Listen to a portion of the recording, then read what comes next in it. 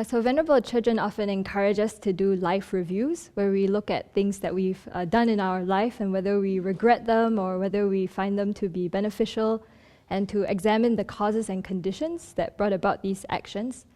And so I was doing a life review recently where something just popped up that I hadn't even thought about for almost 10 years. And that's what I'd like to share with you this morning. So it was back in the spring of 2005, 10 years ago. I was in my junior year at college, very, very stressed out. So I started to meditate. I met with a Zen group every week, and we would just sit. And I found that, wow, this was really helpful for my mind. And I started to make some aspirations because I was just feeling really confused, like no clue. I was close to graduation, no clue what I was doing with my life. So I started to make the aspiration, may I meet a good teacher? May I meet someone who can help to bring guidance to my life? But I did this very secretly because, I was too cool for religion and other such things. But in my heart, I was looking for something. And then that summer, I went back to Singapore, and then I broke up with the love of my life. I was despondent, miserable, thought I was going to die. And at this time, I found a book by His Holiness the Dalai Lama. This was How to Practice the Way to a Meaningful Life. And I think that book saved my life at the time, because I read about the suffering of change, and suddenly it was like, oh, that's what I'm going through. Gee. And he talked about ways to make your suffering meaningful, to stop being so self-focused and to think about other people in similar situations. And that was the first time I started to turn my mind outwards. I went and volunteered with women who were in distress, and that just helped me a lot with, just stop grieving over something that was already broken in the first place. So fall that year, I go back to college, right? It's senior year, all ready for a new year. And then I was at the Zen meditation group when the leader of the group comes and says, guess what? His Holiness the Dalai Lama is going to be speaking at Rutgers. It's just 30 minutes away. Does anyone want to come? And the whole group is kind of like, because, it's a Zen group, nobody really knows who His Holiness is. He was like the one committed Buddhist in the group. And from my side, I thought, I've read his book, I'm kind of interested. Yeah, maybe I should go.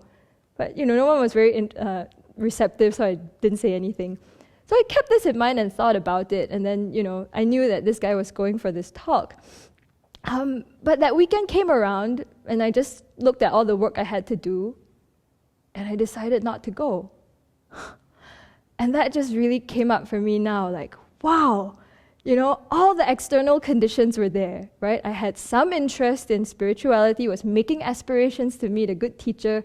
His Holiness is 30 minutes away from the campus. Someone is driving there to go to the talk.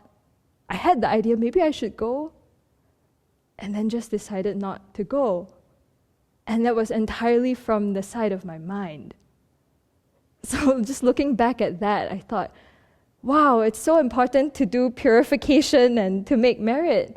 I kind of feel like it was a time where the seed was thrown into bad soil, maybe, So some of the conditions are there, but the karma just didn't ripen.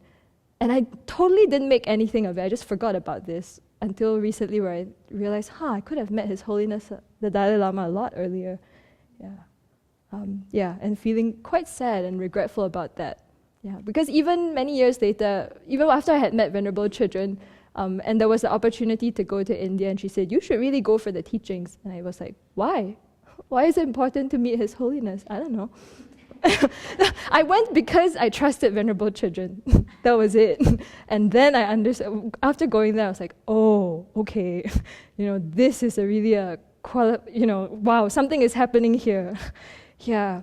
So just reflecting on this too, it made me think more about the situation we have at the Abbey. We have all the external conditions to support our practice, right? Venerable's teaching every day. We have supportive Dharma friends. The schedule keeps us on track. And still, what's happening with the mind? I'm physically in the hall, but distracted by all the afflictions, or physically at the teaching, but zoned out, falling asleep.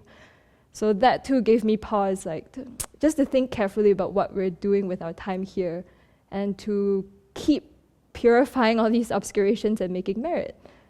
Because all the external conditions can be lined up, but if the mind is not ready,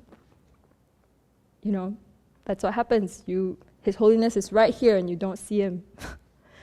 Yeah, so I think it's very useful to do these life reviews, to just keep doing them again and again, because I realize that all this stuff just keeps popping up, things that I had not thought about and am just seeing from a different perspective, especially as we continue to learn and practice the Dharma.